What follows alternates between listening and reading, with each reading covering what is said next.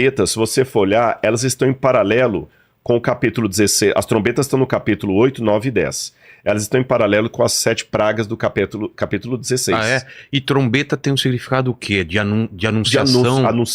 Anunciação, guerra, festividade, juízo. Tá. É começar alguma coisa. Exatamente. Anunciar para todo mundo que para todo mundo que a guerra está começando. Tá. Ou seja, Deus está em guerra contra o mal. Tá. E por que tem paralelo com as pragas lá? Lembra que eu falei do quiasmo, que as partes vão se encontrando?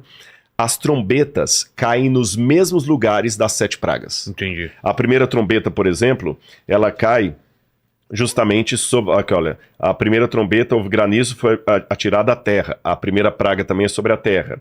Depois a segunda trombeta é atirada sobre o mar. A segunda praga é sobre o mar. A terceira trombeta é uma estrela cai nos rios. A terceira praga é sobre os rios. A quarta trombeta é sobre o sol. A outra também é sobre o sol. Então aqui é Deus fazendo guerra contra o mal. A ideia das pragas e das trombetas é mostrar o seguinte: Deus é amor, mas é justiça. Deus está irado. É que hoje a gente vive numa época que as pessoas criaram certa dicotomia, separação de Deus que é errada. Eles fazem uma separação entre o Deus do Antigo Testamento e o Deus do Novo Testamento. Teve uma heresia antiga de um cara chamado Marcião, que dizia a mesma coisa, que o Deus do Antigo Testamento é severo, mal, o do Novo é bonzinho. É bom. Eu acho que até tem uma imagem das 7 trombetas pra gente ver aí, se ele colocar lá. Você falou certo, correto. As trombetas na Bíblia, elas têm um sentido de anúncio. Quando um exército ia atacar o outro, primeiro anunciava com a trombeta, e aí a gente vê, é uma imagem de inteligência artificial, é claro, mostrando que cada vez que uma trombeta de Deus soa, algo acontece na Terra. Então eu estava falando aqui... Agora imagina isso, se acontecer uma trombeta poderosa que o mundo inteiro escuta, vai ser de arrepiar o negócio. Mas pior que eles não vão escutar desse jeito, esse que é o ponto. Não. Deus está falando de outra forma. Aliás, eu vou lembrar agora o autor que falou, o C.S. Lewis, falava que muitas vezes... O escritor de Nárnia, né? De Nárnia, exatamente. Que o sofrimento é o megafone de Deus para um mundo que está ensurdecido. Poxa. É o megafone de Deus para o mundo que está ensurdecido. Então, essas trombetas não soam mais como uma trombeta, elas soam através das catástrofes que as pessoas não param para analisar. E aí vem aquele ponto que eu comecei a falar e não desenvolvi. A diferença do Deus do Antigo Testamento para o Novo. Que teve um cara chamado Marcião, herege, que lá no passado ele falava que havia o Deus dos hebreus e o Deus do Novo Testamento. E ele odiava. Até o Novo Testamento ele só aceitava mais ou menos uma parte do Novo Testamento, nem todo o Novo Testamento. E até hoje tem pessoas que pensam assim: o Antigo Testamento acabou, caducou, esse Deus era perverso. O Deus bom, o Deus do Novo Testamento é Jesus. Gente, em primeiro lugar, isso para mim não faz o menor sentido, porque Jesus, em toda a sua pregação, ele fala que ele veio revelar o Pai. Então, das duas, uma.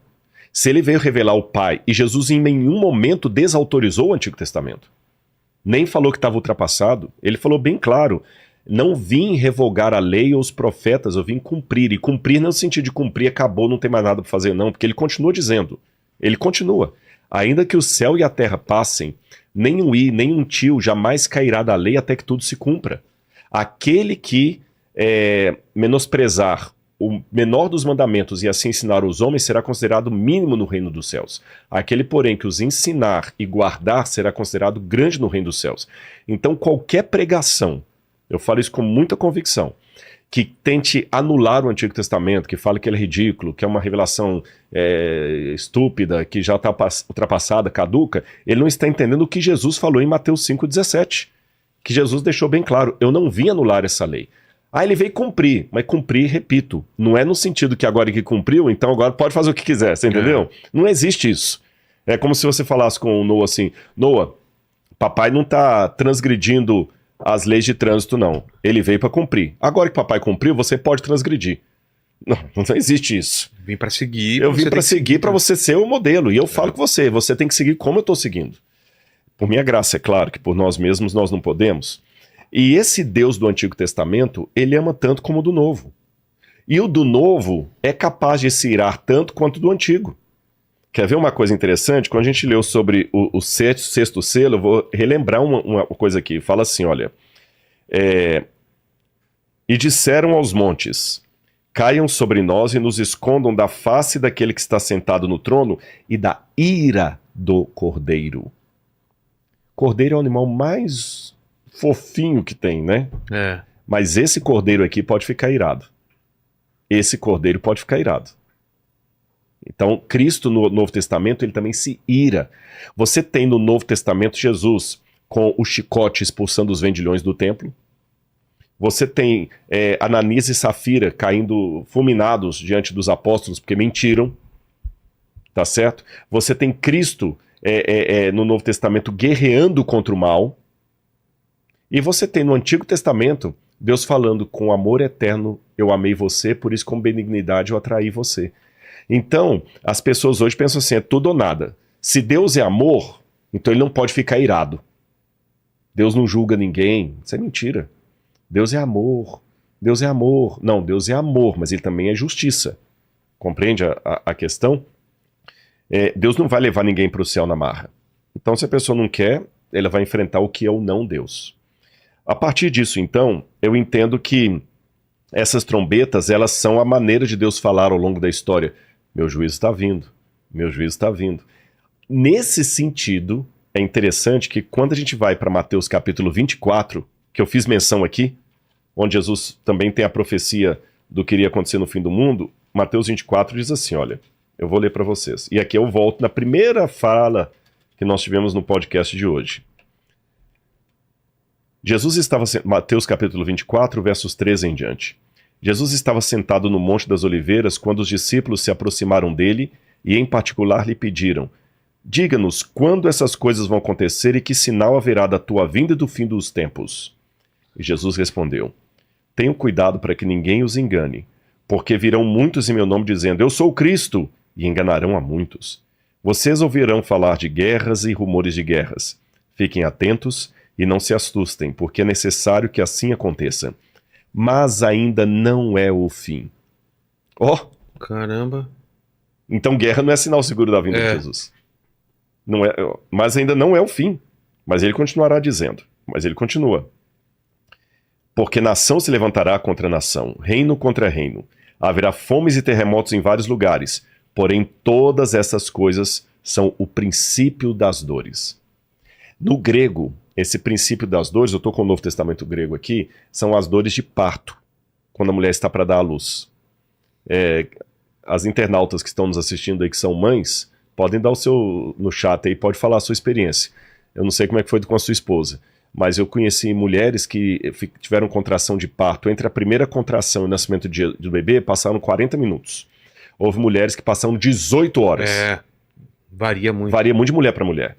Então, aqui está a contração de parto. Paulo também fala, são a contração do parto. Então, Jesus falou o seguinte, as guerras não são sinal seguro do fim, mas elas são o início das dores. Você que é pai, quando a mulher começa a ter a contração, o bebê pode nascer 1 hora depois ou 18 horas depois. Mas se você é um bom marido e precavido, você não paga para ver. É verdade, você já fica esperto. Na primeira contração, você já vai para o hospital. A mesma coisa com a história. Pode ser que essa guerra agora possa ser mais uma e ainda tem umas 50 anos de história pela frente. Mas como estamos na contração do parto, sem sensacionalismo, sem teoria da conspiração, vamos ficar ligados. Guerra e rumores de guerra. Exatamente. Aí depois disso, Jesus fala, nesse tempo muitos hão de se escandalizar, trair e odiar uns aos outros. Olha a Odisseia aqui. Muitos falsos profetas se levantarão e enganarão a muitos. E falso profeta não é ateu não, tá? Falso profeta é quem está falsificando as coisas de Deus. E por se multiplicar a iniquidade, o amor se esfriará de quase todos. Aquele, porém, que ficar firme até o fim, este será salvo. E será pregado esse evangelho do reino a todo mundo, para testemunho a todas as nações. Então virá o fim. O que eu estou fazendo aqui? Eu tenho certeza que milhões de pessoas vão ser alcançadas com esses bate-papos aqui. Se somar todos os podcasts que a gente já fez e outros que vieram aqui, que você já trouxe aqui, o evangelho está espalhando. Então vai vir o fim. Tá certo? Só que as trombetas são aquele aviso. Olha, eu estou ouvindo, olha as contrações de parto, olha as contrações de parto. Quando as trombetas terminam, aí de novo a história zera. Olha o Apocalipse, sempre ele vai e zera, vai e zera. Eu acho que a metade do Apocalipse eu já consegui explicar, eu prometi que ia explicar todos. Exato. Primeiro nós temos a igreja dividida em 7 períodos, as 7 cartas. Depois tem os 7 selos. E agora vem as 7 trombetas. Pá, pá, pá, pá, pá, pá, pá, pá. Jesus está voltando, a trombeta.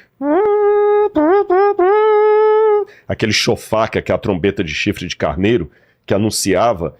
Você entendeu? Aí vem agora o centro do Apocalipse. Mostra o chofar aí. Tem um chofar aí? É com SH. É muito legal, eles tocam lá pena que eu não sei tocar, eu quero ainda treinar. Difícil? É difícil, quem toca tem que fazer boca dura aqui, né? E eles tocam aqui do ladinho, assim, né? É muito, muito legal, ele vai mostrar o som, e o som é tremendo aquilo, ele dá pra escutar alto, é um som muito bonito. Aí, esse é um chofar, esse é feito de chifre de antílope, eles fazem às vezes de antílope, às vezes de carneiro, e o chifre, lógico, não era assim, é que ele vai esquentando o chifre, ele vai... Moldando, né? E as festas religiosas de Israel eram proclamadas, inclusive tinha a festa das trombetas. Então a volta de Jesus, a trombeta tinha um sinal assim, algo que realmente todo mundo vai tomar consciência disso.